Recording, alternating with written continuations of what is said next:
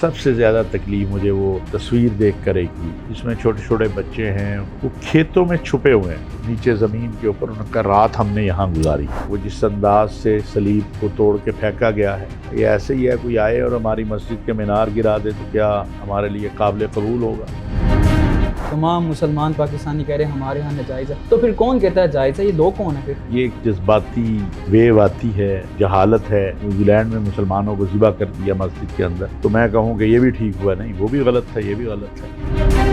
ہمیں انصاف کی بھی ضرورت ہے، سزائیں دینے کی بھی ضرورت ہے، اور اویئرنیس دینے کی بھی ضرورت ہے۔ جی السلام علیکم خواتین و حضرات، میں ہوں آپ کا ہوسٹ احتشام اللہ بہلیم اور آپ دیکھ رہے ہیں ڈیلی پوائنٹ۔ آج سے 2 دن قبل پاکستان میں ایک ایسا شرمناک واقعہ پیش آیا جس کے بعد انٹرنیشنل میڈیا نے اسے اتنا اٹھایا کہ پوری دنیا میں پاکستانیوں کے ساتھ ساتھ مسلمانوں کو بھی تذلیل کا سبب بن رہے ہیں۔ جیسے یہ واقعہ پیش آتا ہے پاکستان کے تیسرے بڑے شہر فیصل آباد کی تحصیل جڑاں میں مسیحی برادری کے 312 گھر اور 21 چرچز کو نظر آتش کیا جاتا ہے۔ اس سارے معاملات کو ڈیل کرنے کے لیے ہم دیکھتے ہیں کہ طاہر اشرفی صاحب ایک پریس کانفرنس کرتے ہیں اور اس معاملے کو دیکھتے ہیں۔ ہم ان سے جانیں گے سر یہ معاملات کب تک ہوتے رہیں گے، آخر ان معاملات کی وجہ کیا بنتی ہے؟ السلام علیکم سر، کیسے مزاج ہیں؟ ٹھیک ہے۔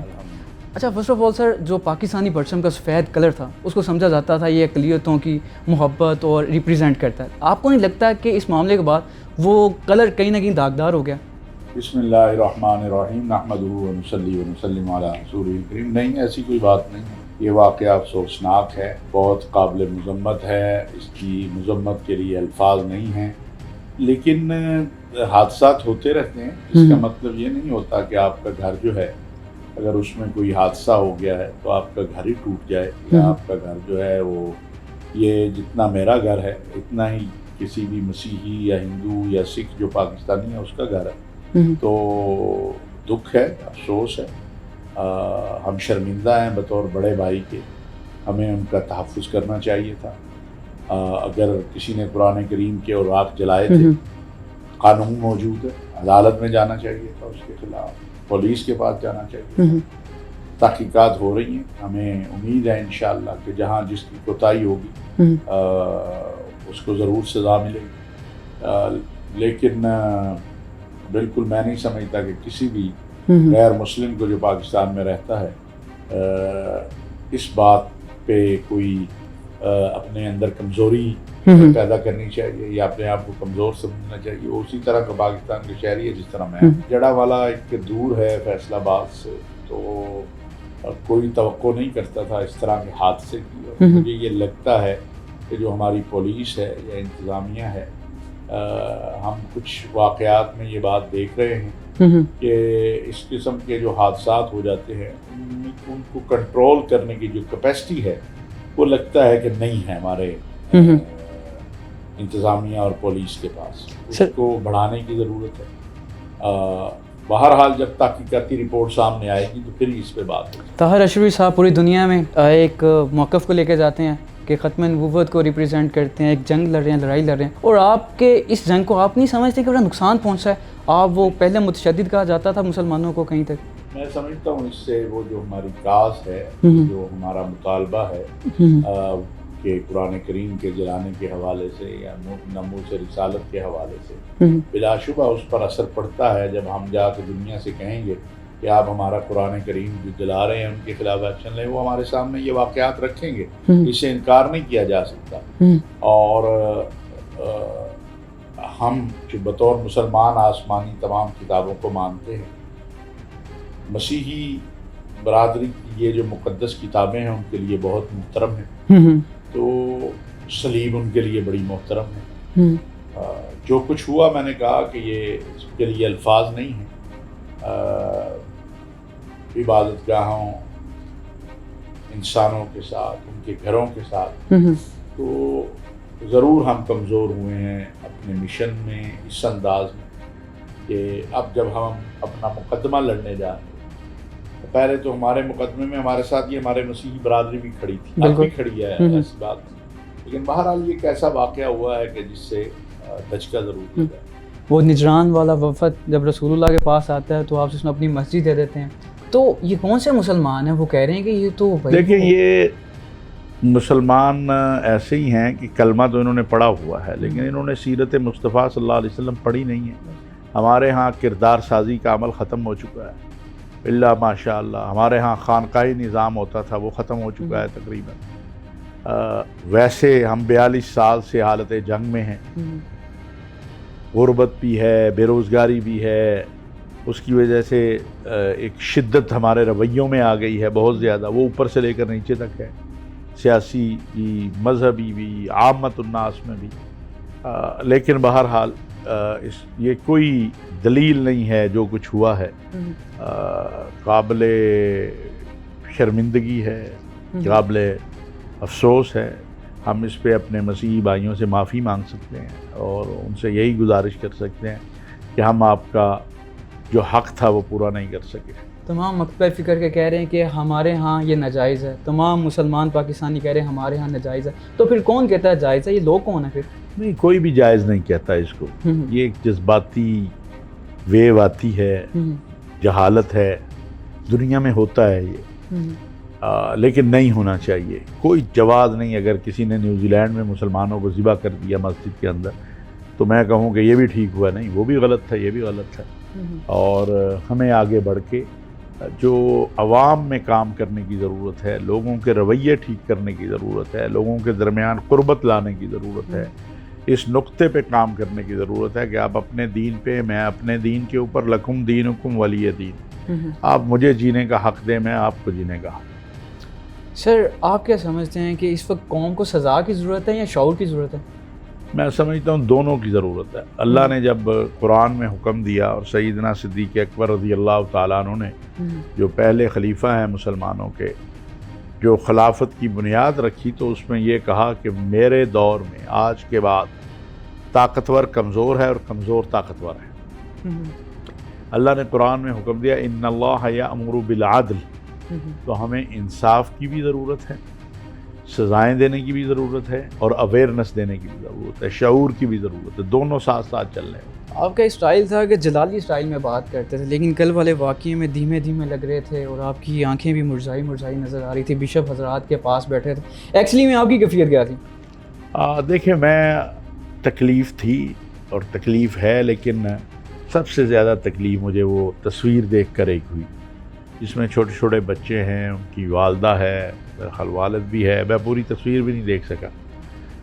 وہ کھیتوں میں چھپے ہوئے ہیں اور وہ ان کے ارد گرد وہ پتہ نہیں گندم تو نہیں ہے، کوئی اور ہی فصل ہے، ممکن ہے مکئی ہو یا کوئی اور، اس کے اندر وہ نیچے زمین کے اوپر ان کا رات ہم نے یہاں گزاری ہے۔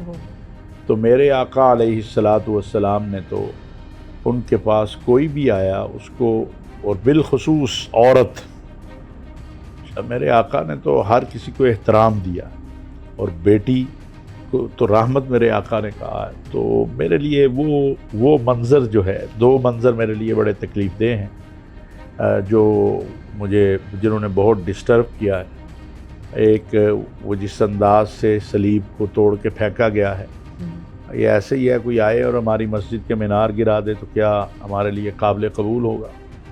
اور ہاں، اس پہ میں ایک اور واضح کر دوں کہ پاکستان کے اندر جو قادیانیوں کی عبادت گاہوں کے حکومت گراتی ہے خود، چونکہ ان کو ممنوع ہے کہ وہ مسلمانوں کی عبادت گاہ کی طرح کی عبادت گاہ نہیں بنا سکتی، تو اگر وہ حکومت گراتی ہے تو وہ حکومت کا اختیار ہے، کیونکہ وہ خلاف قانون بنے ہوتے ہیں۔ یہاں کوئی چیز خلاف قانون نہیں تھی، یہاں کرنے والوں نے قانون کو ہاتھ میں لیا۔ اور دوسرا، میں یہ سوچتا ہوں کہ یہ میرے ساتھ سارے مسیحی پچھلے مہینے ڈیڑھ دو سے ساری مسیحی لیڈرشپ، چرچا پاکستان، ہمارے بشپ یہ سبتین، باقی جتنے لوگ ہیں، یہ ہمارے ساتھ قرآن کریم کی عظمت کے لیے روز کھڑے ہوتے، قرآن اٹھا کے کہتے تھے کہ یہ مقدس کتاب ہے۔ تو ان کے ساتھ ہم نے کیا کیا؟ یہ تو ہماری جنگ لڑ رہے تھے۔ یہ ازردہ کرتی ہیں، پھر میں اس پاکستانی ہوں، بطور پاکستانی میں تکلیف میں ہوں کہ میرے ملک میں کیا ہو رہا ہے۔ کہ ہماری 3 پچھلی نسلیں جو ہیں وہ شیعہ سنی اور پتہ نہیں کس کس چکر میں تباہ ہوئی ہیں، ایک چوتھی نسل کو بھی ہم اس آگ میں جھونکتے ہیں، اس کو کیسے نکالیں؟ رستہ نہیں نظر آ رہا۔ سر، بہت سارے گھروں میں بیٹیوں کے وہ جہیز پڑے تھے، وہ بھی گرا دیے گئے، اور وہ گھر، اب آپ کیا سمجھتے ہیں کہ اگر تو کچھ لوگ کہتے ہیں کہ ہم ان کے گھر بنائیں گے، معافی مانگتے ہیں، تو ان کو پازیٹیو کے بجائے نیگیٹو دکھایا جاتا ہے؟ ان کو بلکہ وہ کیا نام ہے اسی طرح کنڈیم کیا جاتا ہے کہ وہ شاید اچھا نہیں برائی کر رہے ہیں. تو آپ کو کیا لگتا ہے کہ جو کرسچنز ہیں جو کہ ڈسٹرب ہوئے ہیں ان کے چرچز گھر کو بنانا چاہیے اور کیا کرے گی؟ یہ تو گورنمنٹ پاکستان بنا کر دے گی. میں وزیر اعظم صاحب کا بھی شکر گزار ہوں اور وزیر اعلیٰ پنجاب محسن نقوی صاحب کا بھی. چرچ بھی دوبارہ ری بلڈ ہو رہے ہیں, گھر بھی دوبارہ بنیں گے, جو نقصان ہوا ہے وہ بھی پورا ہوگا انشاءاللہ. کرنا چاہیے, حکومت کی ذمہ داری ہے یہ اور مسلمانوں کی بھی ذمہ داری ہے. فیصل آباد بہت بڑا تاجروں کا شہر ہے, بہت بڑے بڑے بزنس مین ہیں. وہاں کے تاجروں کو چاہیے وہ جا کے ان کے دلوں کی تسکین کے لیے اب جا کے وہاں ان کے لیے تحائف لے کر جائیں, ان کے ساتھ محبت کا اظہار کریں, ان کو یہ احساس دلائیں کہ جو کچھ ان کے ساتھ ہوا ہے اس کا اسلام سے, مسلمانوں سے, رسول اللہ صلی اللہ علیہ وسلم کی تعلیم سے کوئی تعلق نہیں. سر کانسٹیٹیوشن میں موجود ہے کہ 295 سی اور بی مکمل اس پہ ہے, لیکن کیا سمجھتے ہیں کہ پاکستان میں قانون فیصلے وہ جو قانون دان ہے وہ نہیں کرتا بلکہ گلی کچہریوں میں مطلب دیکھتے ہیں وہاں قانون فیصلے ہوتے ہیں؟ یہ اس کی دو وجوہات ہیں. ایک جہالت ہے, دوسرا ہمارا جو نظام عدل ہے وہ فیل ہو چکا ہے, ختم ہو چکا ہے. ٹھیک ہے. یہاں پر اب یہ کیفیت سب کو پتہ ہے کہ وکیل کرنا ہے کہ جج کرنا ہے. یہاں آپ کو ضمانت کے لیے پیسے دینے پڑتے ہیں, تاریخ کے لیے پیسے دینے پڑتے ہیں, آپ کو ایک کاغذ لینا ہے اس کے لیے پیسے دینے پڑتے ہیں. تو نظام عدل فیل ہو گیا ہے. ان واقعات میں جہاں اور باقی بہت سے مسائل ہیں, سب سے بڑا مسئلہ یہ ہے کہ لوگوں کو یہ احساس ہے کہ کچھ بھی نہیں ہونا. اگر جو ماضی کے واقعات ہوئے ان مجرموں کو سزائیں ہوئی ہوتی تو یہ واقعہ نہ ہوتا.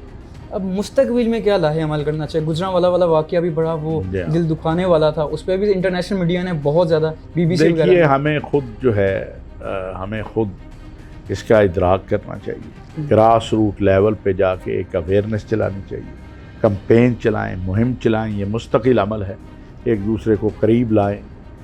جیسے میں نے کہا قرآن کا حکم ہے لکم دینکم ولی دین. دوسرا ہے اپنا مسلک چھوڑو نہیں, دوسرے کے مسلک کو چھیڑو نہیں, اور اسی کے اوپر ہی چل رہا ہے. آخر میں بس سر یہ بتا دیں کہ بشپس حضرات کے ساتھ ملاقات ہوئی, آپ کیا سمجھتے ہیں کہ آپ کی ملاقات کے بعد پریس کانفرنس کے بعد وہ کنونس ہیں اس معاملے سے, وہ ٹھنڈے ہیں یا کیا ان کے حالات کیسے؟ پاکستان کے مسیحی جو قائدین ہیں, خواہ وہ سیاسی ہیں یا مذہبی, میں ان کا بڑا شکر گزار ہوں. انہوں نے ہمیشہ تعاون کیا. ان کے ساتھ جب بھی زیادتی ہوئی, ظلم ہوا, ہم ان کے پاس گئے.